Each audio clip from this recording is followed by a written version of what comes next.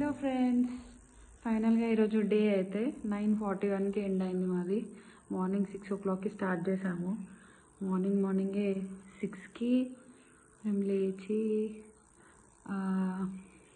లింగభైరవి టెంపుల్కి వెళ్ళాము.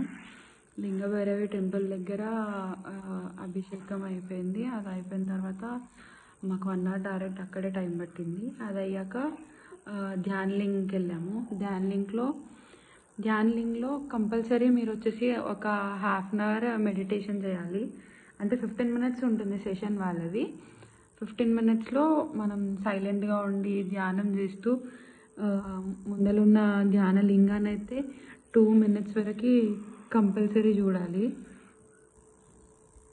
అలా ధ్యానం చేసుకొని బయటికి వచ్చేసి ఆ తర్వాత నెక్స్ట్ ఇక్కడ వచ్చేసి బ్రేక్ఫాస్ట్ స్టార్ట్ అవుతుంది 9:55 నుంచి 11:30 వరకు.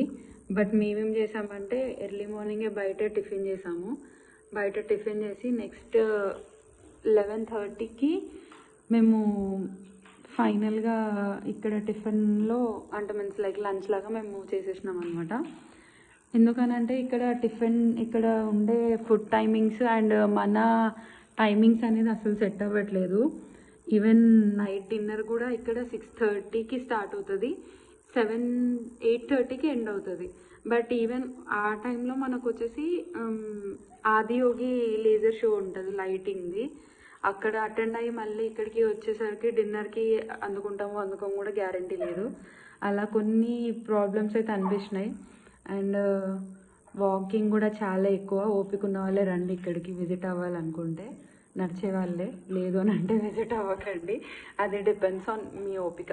ఎందుకంటే షటిల్ సర్వీసెస్ అంత ఫాస్ట్ సర్వీసెస్ అయితే లేవు, ఇంకా అది కొంచెం ఇంప్రూవ్ అవ్వాలి అని నాకు అనిపించింది పర్సనల్లీ.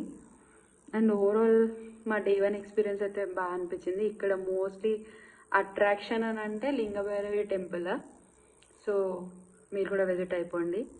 మీకు ఇక్కడ వచ్చిన తర్వాత ఇక్కడ ఏ టైంకి ఎలా వెళ్ళాలి ఏంటి అనేది మనకి ఎవరికి అంతగా ఎన్ని వీడియోస్ చూసి వచ్చినా కూడా అర్థం కాదు. సో మనకి కాటేజెస్ బుక్ చేసుకున్నప్పుడే కాటేజెస్ పక్కనే రోడ్ మ్యాప్ ఉంటుంది అండ్ డే షెడ్యూల్స్ ఉంటుంది. సో అవి ఫొటోస్ తీసుకొని అవి ఫాలో అయిపోతే సరిపోతుంది. అండ్ రూమ్స్ బుక్ చేసుకునేటప్పుడు నియర్ బై డిస్టెన్స్ ఉన్న కాటేజెస్ చూసి బుక్ చేసుకోండి. యాక్చువల్లీ మాకు అవైలబుల్ లేకుండే, అందుకే మేము చాలా లాంగ్ తీసుకోవాల్సి వచ్చింది. అండ్ ఇక్కడ టైం టేబుల్ మస్ట్గా ఫాలో అవ్వాలి, లేకపోతే మనకి ఫుడ్ దొరకదు అండ్ ఏ టైంకి ఏది చేయలేము. సో అందుకోసం అని చెప్పేసి మా ఎక్స్పీరియన్స్ని మీతో షేర్ చేస్తున్నాము. అండ్ ఇంకా అవి కూడా నేను వీడియోలో ట్యాగ్ చేస్తాను, వీలైతే చూసేయండి.